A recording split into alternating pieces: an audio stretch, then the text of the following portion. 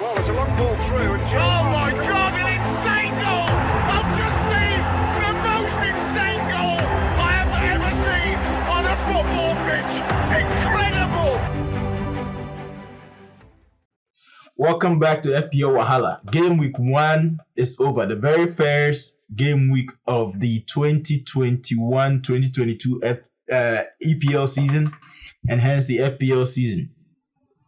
This is the only game week where our game week rank is the same as our overall rank.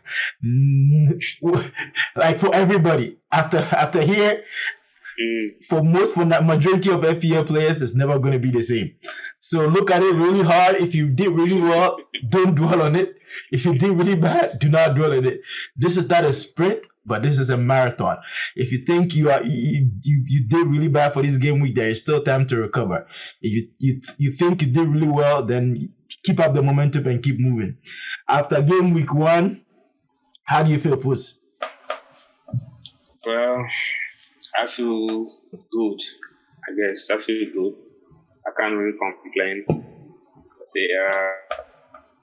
Everything went almost according to plan, with the exception of like just a couple of players. But everything else, I would say, went according to plan. How about you?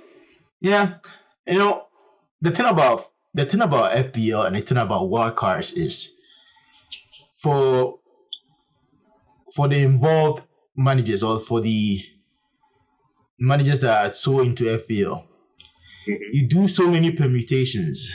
So no matter what happens, you're going to still feel like you missed out, because every player at some point was in your team, right? So when the day comes, you're still going to feel like somebody who hauled was not in your final team. So you're like, man, I had this guy in one of the versions of my teams. I'm so mad. Well, of course, when you have 50 screenshots, everybody's going to be in your team at some point. So I caught myself feeling kind of weird. I was happy at the same time I was sad, because I had Saad in my team at some point. I had Benrahma in my team at some point. I had Son in my team at some point. So all these players were scoring. I'm like, man, I don't know how to feel about this. At one moment, you're happy that you had the right idea, right? But then the next moment, like that you kind of crushed your own idea. Exactly. It's like I that feeling of missing out. Like they call it a FOMO, right? And so I don't know, man. It's mixed feelings, but I'm glad I stayed with the pack. That's the thing about fantasy that I say is, since it's a marathon, you try to stay with the pack. I'm not a marathon runner, but I watch a lot of marathon during the Olympics and during the when they're doing all these world competitions. And the thing I notice about the best runners is they don't sprint. They don't go trying to to pace everybody. They stay with the pack, keep it slow and steady. Just make sure that you don't drift away, and just you pick your time to speed up ahead. And I think I'm on the right path. After game week 1, it's too very early, so I'm not gonna get carried away. So after game week 1, episode 22, we're gonna talk about review of game week 1 points. Then we'll talk about game week 1 top returning assets in the whole game. We'll talk about notable price changes. Within that, we have the gems in the market, players that are priced relatively low for their positions. And then we do the injury room update. Then we go to the start zone and we do the whole prediction. So I'm doing a little bit of something different this time, right? Whole predictions. You can call it the whole predictions, or you can call it the return prediction. I interchange these names, so if you see them changing, just know it's the same thing: whole prediction and return prediction. And I'll explain that when we get to that. The data I'm using is still very early. I don't have a lot of data. That's what I'm trying to say. The math that I'm using does not a lot of data. But once the season goes on, I think I'll fine tune it with with more data, and see if I can get closer to my getting the right outcome. So I'll explain it better when we get to that section, and then we'll look at the fixtures ahead. Game week 2 predictions and gut feeling team, and then we do the captain contenders. So let's get right into it. Okay. Why don't you go over your points, since you had more points than me, and then I'll take it over from you. All right. So in my game week 1 team, in goal I had Sanchez with 2 points. In defense, I had Trent Alexander-Arnold with 6 points. Kind of disappointing for the kind of fixture he had. I had Daniel Amate, your boy, right? At 6 for 6 points. Tsimikas. I call him Chimikas. Chimikas. Everyone I call him. He got me 6 points. And Luke Shaw, very disappointing, 1 point. In a game that we scored 5 goals, he only managed 1 point. Very disappointing. Then Salah, Captain Salah, 34 points. Harvey Barnes, disappointingly 3 points. Son Heung-min, 10 points. Bruno Fernandes, 20 points. Almost rivaling Salah as the captain. Then Danny Ings, 7 points from a lucky penalty. And Antonio could have even had more, 13 points. For a total of 108 points. How about you? So for me, starting in goal, I went with Sanchez, 2 points. TA, 6 points. Shaw, 1 point. Tsimikas or Chimikas, 6 points. Yeah. Fernandes, 20 points. Rafinha, 1 point. Salah, captain, 34 points in the end. Greenwood, 8 points. Tony, 2 points. I decided finally to go with Tony, even though I don't like players that I've not played in the league before. There's some kind of reasoning there because I feel like I can jump from him to Lukaku if when the time comes, because I feel like I can jump from him and save like 2.5 mil if his price is still steady, or 2 mil and go to like a 4.5 striker and then add the money to somebody else and find my way to Lukaku. That's why he's really in my team. Antonio, 13 points. Ings, 7 points. So total of 100 points. On my bench, still 0. Sufar, who is really cover for Tsimikas, because like today there are pictures online of Robertson already running and training by himself. So maybe he's ahead of the schedule. And when I saw that, I was like, man, this is not looking good for Tsimikas owners. So and that's the main reason why I had the guys like Sufal and Alien on my bench, because even though I'm very, unlike last season, I'm very ready to play my wildcard early. I also want the flexibility of not having to if I don't need to, right? So that's why I have the likes of Sufal and Alien on my bench, so that I can, if Tsimikas loses his position, I can jump for him. And that's the reason why I didn't bring in Amate, because I wanted Amate. Amate is a guy I wanted. But with the Vestergaard going to Leicester, and Amate, I heard he didn't play well in the last game. I didn't know that going into the game week, but I just had that feeling. He's always been, I don't know, you know how you have a feeling about a player? I've had that feeling about him since last season. You know, his position in the team is not steady. So I was like, you know what, let me just, I don't want to put too many uncertainties in my team. You know, the whole theme of not creating problems for yourself when we drafted our teams. I didn't want to create that problem for myself. And that's why I didn't want to go with Amate and Tsimikas. So I decided to go with Tsimikas because, hey, Robertson was injured, and I knew Tsimikas. Well, I was kind of certain Tsimikas was starting for like 2 games at least, and now that is even shaky. So I just hope he makes 1 more game for me before I worry about benching him. You know, so and then I have Brownhill and then Alien with 6 points. Total of 100 points, like I mentioned before, and a game week rank and overall rank, like I said, or I mentioned in the introduction, this is the only time that our game week rank is the same as our overall rank, which is 377k. So let's get right ahead. We'll go to the top performing assets of the game week. Take us through the top performing assets of the game week, real quick. Okay, so for the top performing assets of the game week, we have in goal, Hugo Lloris with 10 points. In defense, we have Alonso with 15 points. Nice free kick he scored. Chalobah, 14 points. I could not believe he took that shot on, but I've seen strikers shy away from that kind of shot. Pereira, 12 points. Pinnock. This appeared today. He appeared. I was hoping he would get into this group of the season like later on, but I was surprised with the first day of the season he delivered against us. That was nice. 11 points. Fernandes, 20 points. Salah, 17 points. Busy with the pop dance, 16 points with 4 assists. Ben Rama, 12 points. That's one we talked about actually in our pod. Based on his form in pre-season, was looking good. Antonio, even with missing a PK, still he got 13 points, maximum bonus points. And Emmanuel Dennis, the Nigerian destroyer, 12 points. So for a total of, I think, 152 points. Can you imagine if that's what your team? Man, so how many of these teams were on the cups of your team, but didn't make the final cut? In this team, top performing assets? Mm-hmm. So, let me see. Honestly, only Pinnock and Benrahma too, but I didn't want to double up on West Ham on the first game because I didn't know what to expect. I'm like, you know what? It's rather I get banned so I can share my risk in case West Ham does not deliver. Exactly, and that's the reason why I felt like West Ham feels to me, even though they did really well last season, they feel like the team, that shaky team, you don't know what to predict for them, right? And the last draft I had before my final draft, I had Benrahma in it. Actually, I had two forwards. I didn't have Tony. I had Obafemi, and I had Benrahma.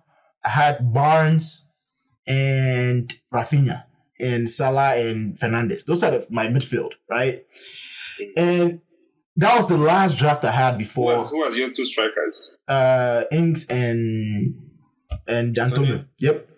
So that was my last draft before before I changed to what I had now, and so I feel like Benrahma almost made the cut. So when he returned, I kind of felt bad about it, but at the same time, I was using your logic. I didn't want to double up on because it would have been a triple up for me, right?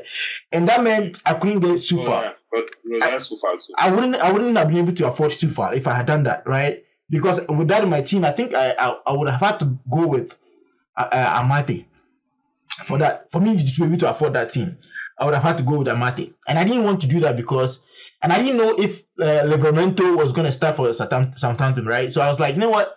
I don't really want to take that risk. There were so many things that I was playing in my head. And like you said, starting two West Ham attackers was a bit too rich for me. It was something because I didn't know how they were going to play yet. So I was like, you know what? Let me just, even though we had played really well in the preseason, it wasn't with him. It was just the team he was playing for. So another player actually that he was in my team, but I just couldn't confirm that he would start or not was Richarlison because I really wanted an Everton attacker. I don't like DCL. I just don't like that guy. You see, the funny thing is, I had DCL in my team the whole of the summer. He was the first striker I bought, right? But guess what? The reason why I swapped him out for Ings, when Richarlison came back from the Olympics with his medal. And they welcomed him at the training ground, right? They had a kind of like a banner welcome something, and they were clapping. Everybody that was training was wearing cleats, and one guy on Twitter pointed out that DCL was wearing trainers or sneakers, right? Trainers, yeah. So I was like, this is a good point. Plus, I was not and what's his name? Ben Dinnery and the tweet said he didn't think this guy was going to play. He was going to play about 60 minutes. That's why he thought maybe DCL was going to play about 60 minutes. It was too many, and that made me think. Yeah, I know exactly, and that made me think that Richarlison was going to play. When he said that, I knew Richarlison was going to start, but I didn't think DCL was going to start. So on the day of the day on Friday, actually, I listened to Ben Ked's conference or match conference or whatever. Pre-match conference, and he was talking about the fact that Richarlison is available and DCL is also available. And I was like, okay, that means they're going to play. But I didn't know how many minutes. Right? Exactly. So I'm like, okay, you know what? It is better I do not take a risk because I know people that are guaranteed to play. I knew Ings would play. So I'm like, why not just play the one that I know will play? Then if it doesn't work out, I'll just drop today, because actually that decision of, I didn't want Ings in my team, actually. I didn't want Ings. I just wanted Richarlison and Antonio, and then so I can put a 7.5 midfielder, right?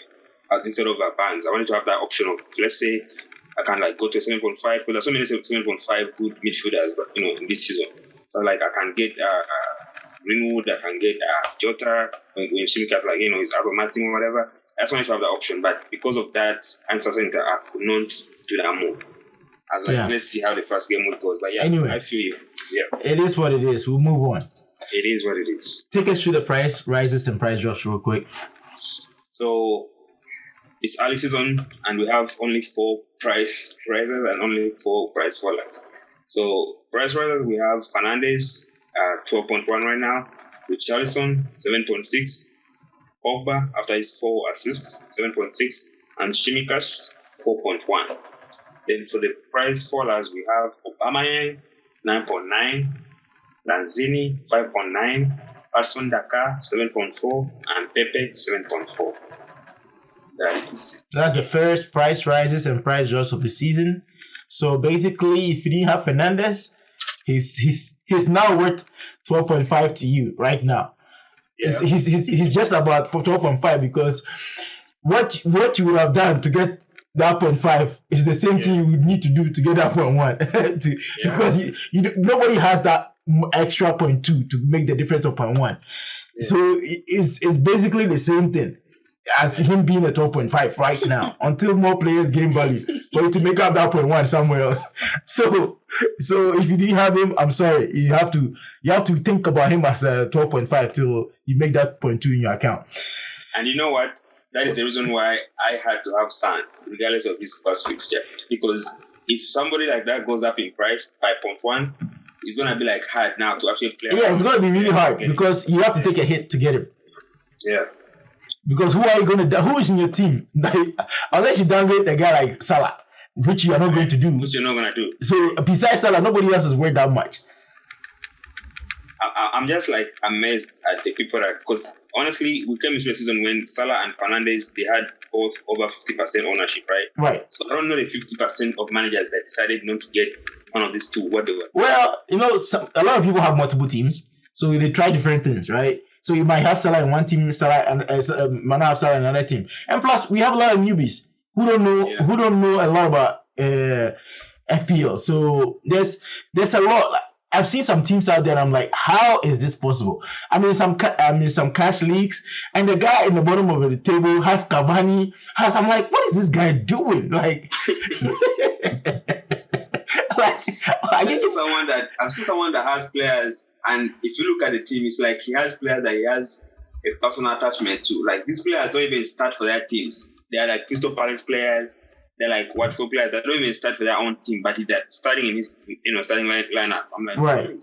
Anyway, so gems on the market, like I mentioned before in the introduction, is players that are lowly priced in their position. So like you find like for an attacker, Dennis is an example. He's 5.0. His price is really low. Or for the likes of Tsimikas, he's a 4.1 million in a starting in a Liverpool team. So these are kind of like the gems of the market we're trying to find to maybe save you money. Or it can also be a defender playing out of position in a more forward attacking position, or a midfielder playing more in attacking in a forward position. So from the top after game week 1, the gems of the market are Dennis at 4.0, Alien at 4.5, Tsimikas or Chimikas at 4.1, Amate at 4.0, Oiva at 4.0, Pinnock at 4.5, Livramento at 4.0, and Armstrong at 6.0. Personally, I'm keeping an eye on Dennis and Livramento, just because I feel like of all the forwards, sub 6.5, Dennis is the best option out there. It looks like he's fit, he's gonna start, and he's from the last game week, from game week 1, it doesn't look like he's a bad striker at all. And also Livramento, because I feel like he's gonna have to be guaranteed a certain amount of minutes since he's on loan. So, and he started the last game.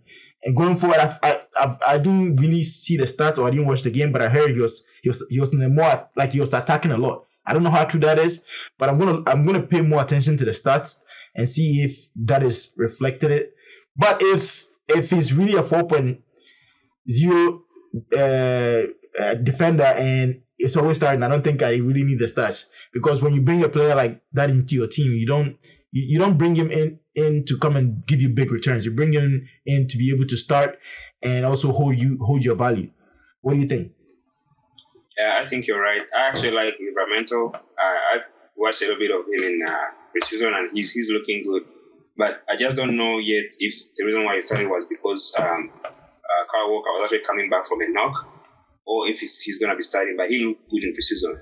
And also, another mention I want to talk about is Pinnock. Pinnock is actually like a troublesome defender in both boxes. So, as you can tell from his 11 points in the first game, I think he's going to be one to watch as the season progresses. When Brentford has nice fixtures, he's going to be one of the defenders that they're going to be trying to get in as the season progresses. Yes, Dennis is good too. I like him. 5.0, that's a nice price, especially if you want to play the three at the front and then try to beef up your midfield with the likes of Salah and Fernandes and Son and whoever.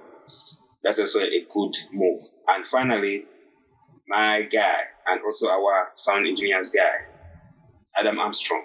He scored his first goal, and I think he's going to be the new Ings. Let's just give it time. At 6.0, everybody will be flocking him when Southampton get good fixtures. Right now, I think their fixtures are not exciting, in my opinion, but later on, down the road, when the fixtures get good for Southampton, I think Armstrong will be like one to watch. Right. And you mentioned a good point about Kyle Walker coming back. Is it? Yeah. Maybe there's a slight. I don't know. I have no facts to this. I don't have no details. It's just a hunch. Maybe Livramento might be playing in a more advanced position if that happens, because I know isn't he on loan from Chelsea? Yes. I know Chelsea drives a hard bargain, especially when with their players on loan. They kind of require you to play them a certain amount of minutes. So I think Livramento is going to have to play, even when Kyle Walker comes back. Which, Kyle Walker is Walker Peters. Yeah. When Walker Peters comes back, I think he's going to have to play, right? So I feel like if he comes back to the right back position, then maybe Livramento might be moved to a wing or into the midfield. What do you think? Yeah, that's what I think too, because actually Livramento is actually known to be a highly attacking player. Like he can play both right wing back, and like right mid. Sometimes he can even like goes to play center attack middle sometimes. So he's like an attack-minded player, right? On the game. And in a team like Southampton that have actually kind of lost most of their star players, I think with his attacking threat, right, could be pushed in a middle, like a right mid position, right, so they can accommodate Walker Peters on the other side in the right back position. So that makes right. I think that makes sense.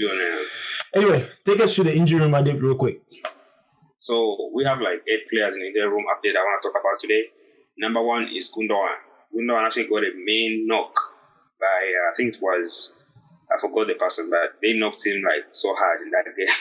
So I didn't really pay attention to that game, but if I had to guess, what's that guy's name again? The guy. No, not Tanganga. Not Tanganga. Not Tanganga. It's not Tanganga. What's his name? Bergwijn. He has such a big upper body. I feel like it's him. I just don't know why. They are taking him off. Oh, they are taking him off. So when I look at the guy, this guy looks like a bulldozer. Like the guy will smash you to pieces if he jumps you. I think it was what's that guy that plays with? Forgotten the guy, but the guy gave me shoulder. Wow, like it was me. Like the guy just, he fell off the pitch and stayed out there till the game ended. It was so funny. Man, I know it's an injury, but that sounds funny. Yeah, go ahead. He's gonna be out probably for a couple games, I think. Then Obama, he's sick, and like I said, his brother is sick. There are rumors that it's actually COVID. Yeah. I'm also thinking maybe that. But see, the thing about this is, and I know I'm saying this because I'm interjecting because I'm an Arsenal fan. Yeah. Most teams, when players get COVID, they say what it is, right? Mm-hmm. Arsenal is not doing themselves any favor. If the rumors are true, why don't you come out and just say it? Because with all the issues going around at Arsenal, it's like with the flies hovering everywhere, you don't want to give them more crap to land on, right? You just fill in the gap and just don't make people's imagination go wild. If it's really COVID and it's confirmed it's COVID later, I'll be very disappointed with Arsenal's conduct because there's a lot of crap going on. Why don't you just come out and say it? Just kill the rumors. Anyway, go ahead. Sorry. Oh yeah, for personally, I feel like that thing is actually not illness. I feel like it's maybe transfer related, but I don't know for sure. But that's just my feeling as a fan. Cavani, lack of match fitness. He actually got like an extended holiday, so he's just coming back. So he may actually not start the next game, but maybe the game after. Lingard is also sick, illness. Madison got a knock, hence why I actually hate having Madison on my team. He's always getting knocks. He must be a get man. He always wants to knock on something. Bertrand, sick too, illness. And then Dennis actually also got a knock, so we don't know how long it's going to be out with that knock. But I'm guessing it's not that serious. But yeah, that's the players we have in the injury room update today. All right, let's move right ahead. So this is the stats dome right here. And I know I mentioned that the return predictor and the whole predictor are pretty much the same for me. So what I do is we're basically going to look at the expected points after game week 1. So this takes into account the expected goals, expected defensive points, expected assists, expected goal involved. It takes all this and meshes this into this expected points, right? So this is for all players in the league, all the players from defenders, attackers, and goalkeepers and everybody. So I ranked them from number 1 to 10. So top of the list is Antonio with expected points of 11, Fernandes with 9, Salah with 8, Alonso with 7.9, Jota with 7.4, Souček is 7.3, Wilson with 7.1, Benrahma with 7, Norgard with 7, and Pogba with 6.5. So what I've tried to do this season, or what I've tried in the past seasons, was to try to use this expected points to predict the next game. It wasn't very good for me last season, so I've made a little tweak to it. What I'm doing this season is I'm rating teams based on, I'm forgetting everything from previous seasons, right? And I'm just dealing with the current season because things happen. New players come into teams, new managers, and all that. So I'm hoping what I'm doing now will take that into account. So what I'm doing is I'm rating teams from 1 to 5, right? I take teams from 1 to 5, and I give them a point. So what I say, the team with the hardest team to beat, with less goals conceded, will get like a 1 on that rating. So the 1 is good for a team, right? And then for a team that is defending. Now, the other side of the spectrum, which is 5, is given to teams that concede a lot of goals. So I try to factor that number against this expected points and then predict and then re-rank them and see which player is going to has a higher likelihood of returning in the next game week. So this rating will be updated after each game week, and a continuous average will be kept. So let's say a team like Arsenal, we ended up with like a rating of 4, which means they are easy to play against, right? But next game week they might end up with a 2. So I'll average that out, and I'll keep that average going for that team, for that specific team. And then I'll use that to factor the expected points for that player that is playing against them, right? Okay. So Antonio like this had an 11, and then the next game week they are playing, I think, who are they playing again? If I'm not, was it Watford? You mean after the... No, after game week 2. In game week 2, Antonio is playing Leicester, right? So Leicester was on my scale was rated a 1. So it's a very difficult team to play. So you will see on the next slide that Antonio has slid down the list. Even though his expected point is high, he's gone down my list of players that I predict to haul or to return, right? Yeah. So right now he's number 1 because he has the highest expected points. But because he's playing Leicester, which is a hard team to play, that team they are playing against is going to factor him down. So based on that, I factored them down I factored and re-ranked them by the teams they are going to play against. So Fernandes is playing Southampton away. He moves up the list, even though he was below Antonio in the previous slide. So doing that, this is the list I came up with. The players that are likely, and then I didn't update Crystal Palace there. I don't know. Norgard plays Crystal Palace at home. No, away actually. He plays away. So that's the only thing I didn't update on here. So number 1 on my list is Fernandes, Norgard, Salah, Alonso, Jota, Pogba, Antonio, Wilson, Souček, and Benrahma in that order, right? So based on the previous slide, I've re-ranked them on this order based on who is from the list of high expected points, who is going to return. So I'm betting that if I was a betting man, I'll bet that Fernandes will return before Norgard, and then Norgard will return before Salah, which in reality is not, but I'm hoping that like when the season goes on, the more data I will have, this will kind of even itself out. Yeah. So that makes sense. And I like the fact that you kind of like rank it both ways, because now it tells you, yes, you may have like Antonio, for example, he had like the highest expected points, right? Right, but he's number one. Yeah, he's number one on the list before. But based on Leicester's last fixture, it dropped Antonio. Since Antonio's playing Leicester next, it drops Antonio to number 7. So it can be used to select a captain, right? So if you are really deciding between Fernandes and Salah, maybe you go with Fernandes based on this. But I feel like it's still like a machine learning program. It still needs more data to be able to work yourself out, right? To get a better curve. So that's what I'm hoping for. So once the season goes on, I'll keep updating my list of teams, and hopefully I'll get a better average to re-rank players based on expected points. So we'll see how it goes, and I'll track and see how well it does. And we'll see. I'll keep a database of it, and maybe this is something I stumble upon. We'll see how it happens. Yeah, I like that. I actually like that. So this is our players that I'm predicting to return or to haul for the next game week.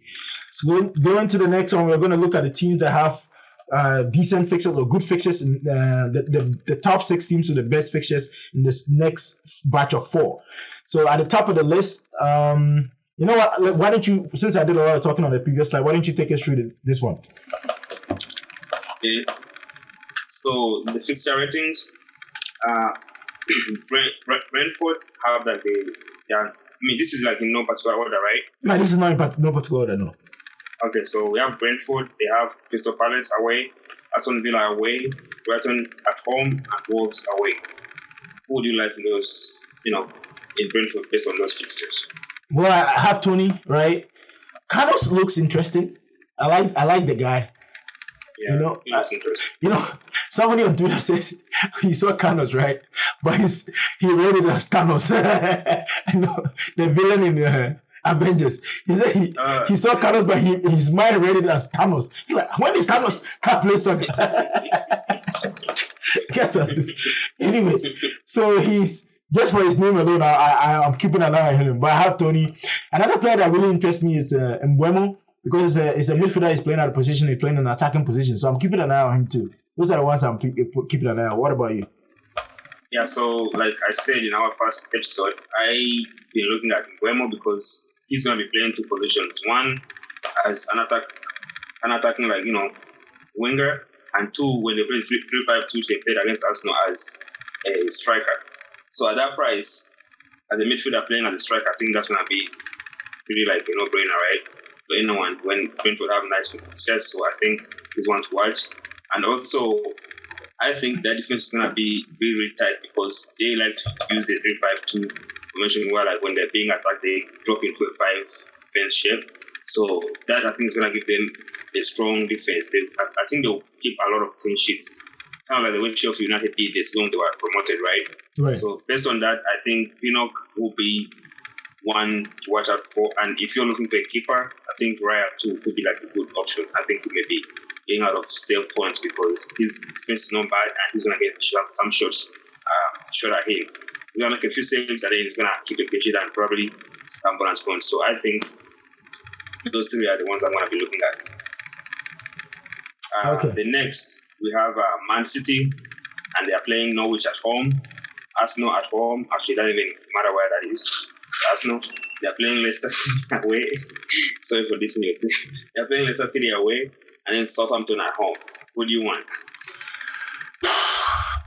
I know this is gonna sound really strange to you, but at this point, nobody. not because of their performance with Spurs. Man City always starts bad, right? But I just don't know who is guaranteed. It's Pep. Yeah, it's Pep. The problem is Pep.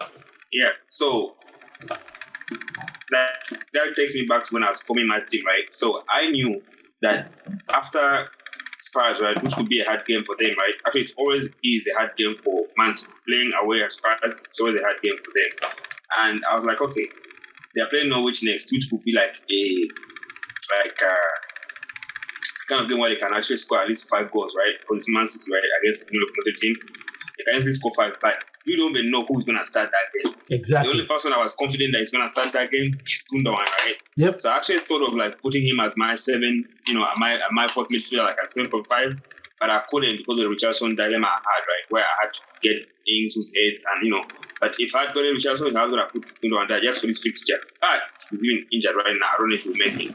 So the problem, as you say, right, we don't know who's going to start, who's not going to start. So why do you want to give yourself a headache? Exactly. At this moment in time, right? So I think you're right. I'm just with you. I don't want anyone. The only person I would want, if I could afford, would be Diaz, because I know at least he's going to play. Yeah, Diaz is going to play, right? I don't want to mess up my defense just for him. Exactly. So like when I was drafting my team, I thought about Man City like everybody does. Yeah. Any serious FPL player would think about Man City. But there's but the elephant in the room, is Mr. Baldy. That's the only thing. That's the only thing I have in common with him. But everything else, I don't like him. It's just. You know what they need to say? They need to actually put Pep as one of the options we can select in fantasy. So you select him, and just selecting him means whatever player he gets, that's what gets you points. Because this guy is a problem for us, right? The guy is a problem. What he's gonna do. Well, they need to give us the Pep chip, right? Give us the Pep chip. Pep chip is you can change any Man City player that you have. What a game is going on. Because this is too hard. When you see the lineup, they give you 5 minutes. Yeah, they give you 5 minutes to change. Yeah. That's interesting. This game is too hard, man. With Pep, Pep makes the game so hard. I just the guy they give me Wahala for head. I can't think the far. reason why we created FPL Wahala. The guy alone is the reason why we have this time. We changed the title. 70% of our problems. Man, Pep is too much, man. Anyway, I think that's look. Somebody can get lucky and really haul in the next fixture, which is Norwich. But like I said, you need to get lucky for your player to get paid. But I think I can say with a little bit of certainty that De Bruyne might start that game. But the problem with De Bruyne is nobody has that kind of money in the bank.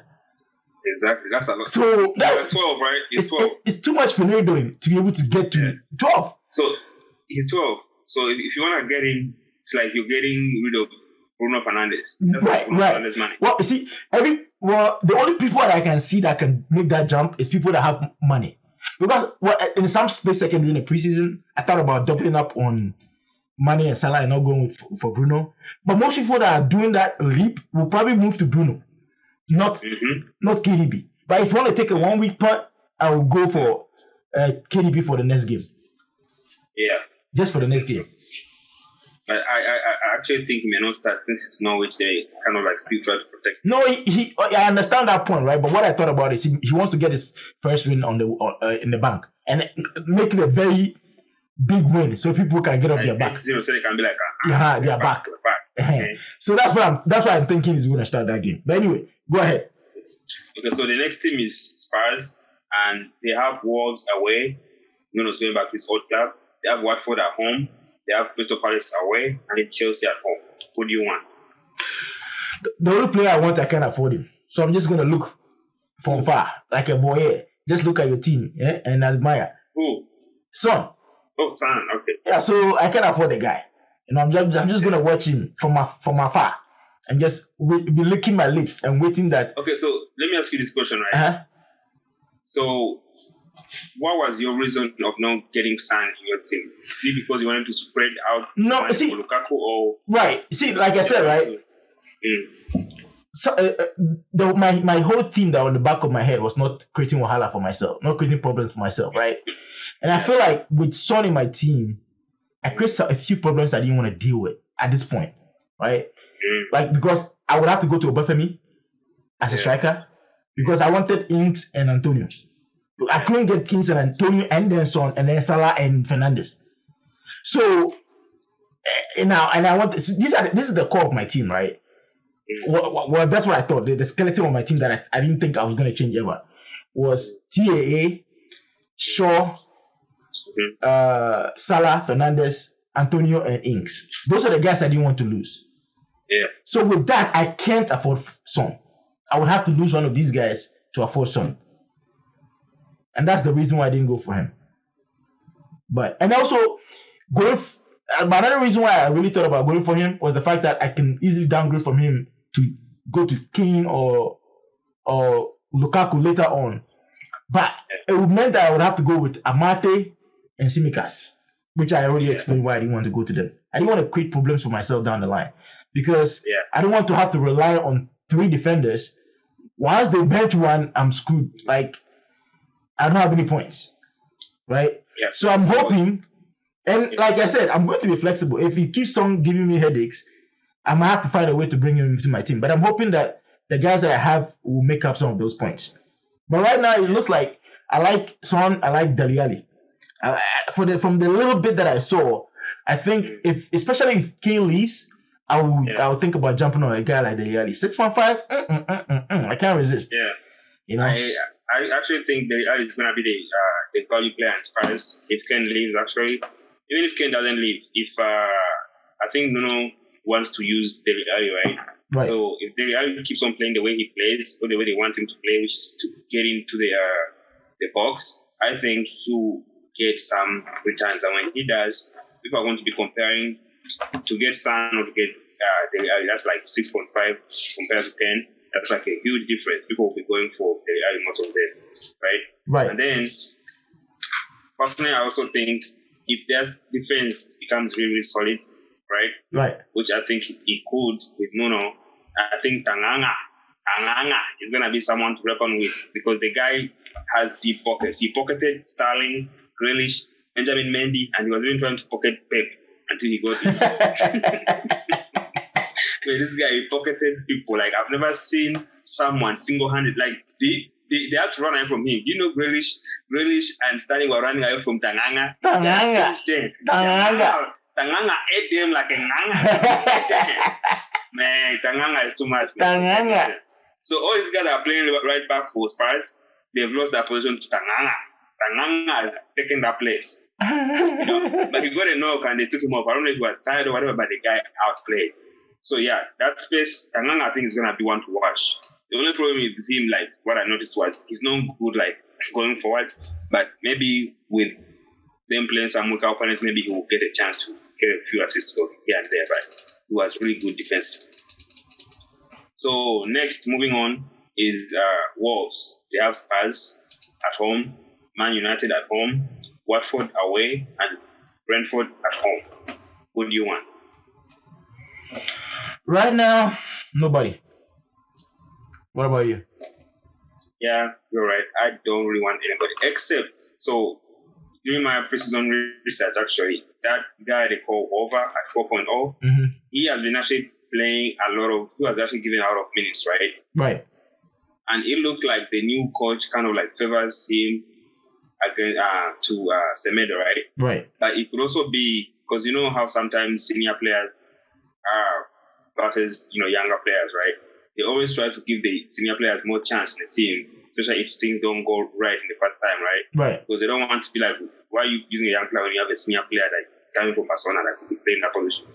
So I think if everything goes well for this manager, he may actually play that guy Over more than he plays Semedo. But I also see Semedo like just using his seniority to take that position. But if he gets a starting position, Over, if he does, 4.0 is a no-brainer, right? Everybody will be trying to get in that team as a replacement for maybe Tsimikas or Amate, who I think are going to lose their position very, very soon. So that's the only one I've been looking at. Other than that, I'm not really interested for now. Yeah, I'll pass for now. And let's move on. So the next team is Watford, and they're playing Brighton away, Spurs away, Wolves at home, and Norwich away. Who do you want? I'm keeping an eye on Dennis and Sa. That's about it. What about you? Yeah, so coming into the season, I was actually like keeping an eye on Sierralta, the one you call Sierra Leone. He didn't even make the first game, so I don't know what happened to him, but hopefully he does. But I only want him because he's good, on both boxes. So those kind of, defenders, you keep an eye on them because they can get a goal here and there, and then their price will just skyrocket and they can make some money of them. Especially in this early, when the season is just starting, when nobody really knows them, right? Then The next person I was looking at is actually Bachman, which is their keeper. That guy is a really good keeper at making saves, but I'm just worried about his defense. I think his defense may sell him out, like they will not keep clean sheets, but he himself is good at making saves, even saving big hits. I think is good.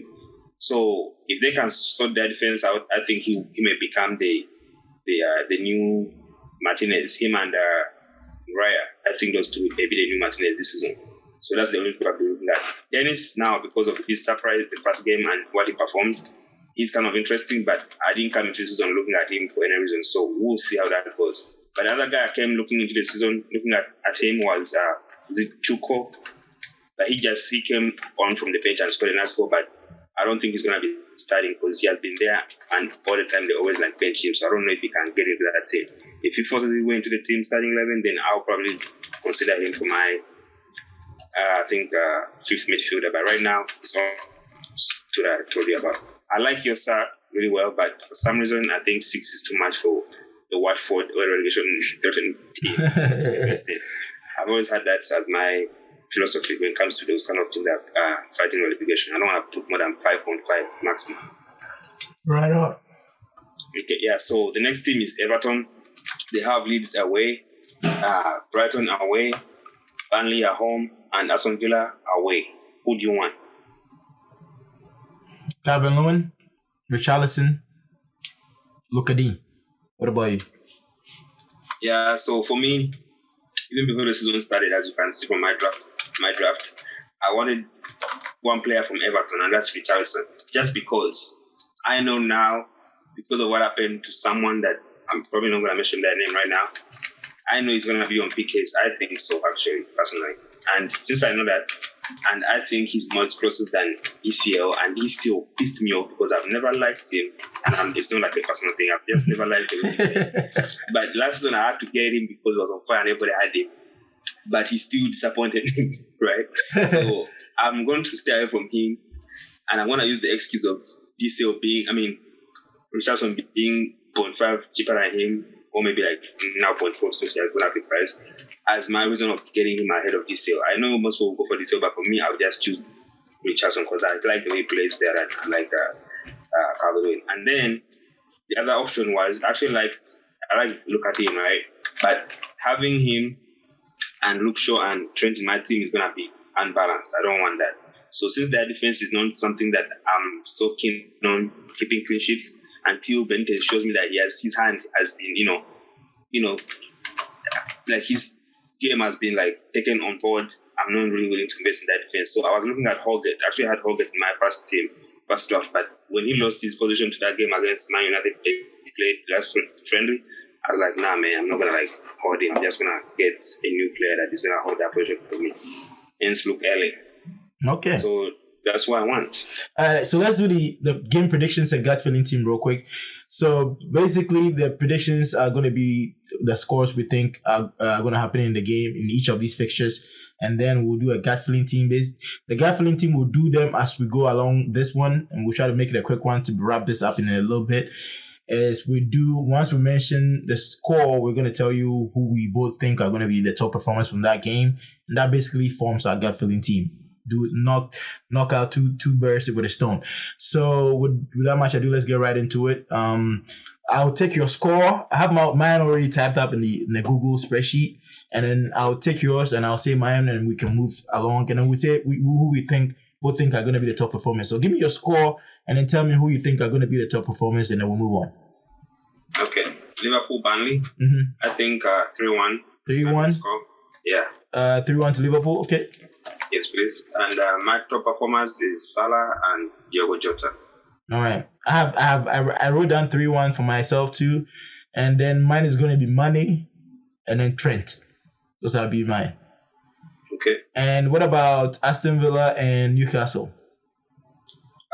Aston Villa Newcastle. I think scoreline is going to be 2-2. Okay. And I think top performance is going to be Leon Bailly and said Max. Okay, mine I have down here 2-1 to Aston Villa. Top scorers, top performers are going to be Danny Ings and Target if he plays. So next is Crystal Palace and Brentford. What's your score? I think 2-1 to Brentford. 2-1 to Brentford. The performer is going to be Mbuemo Okay. and Pinnock. Mbuemo and Pinnock. So I have down 1-1. Top performance is going to be Zaha and Tony. Next is Leeds United and Everton. Oh, I see this 3-2 to Leeds. 3-2 to Leeds, okay. Top performer, Rafinha Okay. and Dallas. Okay, 3-2 to Leeds. And then I had 2-2. Top performers are going to be Bamford, Rafinha, and your boy DCL. Oh, I forgot my boy Richarlison. Sorry. Okay, I had your boy DCL. I know your love for me is unending. Next is Man City and Norwich. Oh boy. 5-0. 5-0. Okay. Top performers? Ederson. I see no chance of winning this ball. Okay. I have down 4-1. I have down 4-1. I just don't see them keeping a clean sheet. If KDB, I have to prefix it with if. If KDB plays, he's gonna be the top performer. If he doesn't, I'll say Grealish. If he plays, so that'll be it for me. I don't even know about Sterling and them boys. I think Mahrez will be the top performer. Nah, Mahrez. I don't even think he's gonna start because I think he upset Pep in the last game. And your next is Brighton Watford. Oh dear. I think 1-1. 1-1. And I'll say Maupay will be the top performer. See, I have down 1-0 to Brighton, and I have my top performer as Gross. Okay. Next is Southampton, Manchester United. 4-1 to Man United. 4-1 to Man United. Or 1-4 to Man United. Okay. Who is the top performance for you? Bruno and Luke Shaw. So I have down 1-3 to Manchester United, and my top performers are gonna be my boy Greenwood and Bobizzi again. Mm-hmm. Next is Wolves and Spurs. 2-1 to Spurs. Okay. Top performer Son and Dele Alli. I have down Spurs winning by 2-0 or 0-2 since they're playing away. And my top performer is going to be Son and Lucas. I was really impressed by Lucas in the last game. So Lucas. And then the next is Arsenal and Chelsea. I have Chelsea winning 3-1. 3-1. Okay. Top performers. Lukaku and Kai Havertz. I have down Chelsea winning by 3-0. Top performers are going to be Aspilicueta and Kai Havertz. Last game week of the game week is West Ham Leicester. 2-1 to Leicester. Okay. Top performer Iheanacho. I have down 2-2. Top performers are going to be Antonio, Vardy, and Barnes. Okay. So that wraps up our team predictions and the game predictions and gut filling team. So that pretty much does it for this pod. I think we covered all our bases. Our aim is to eventually try to keep this under 45 minutes. We're getting closer. We are sitting around about 54 minutes. So it's definitely under an hour.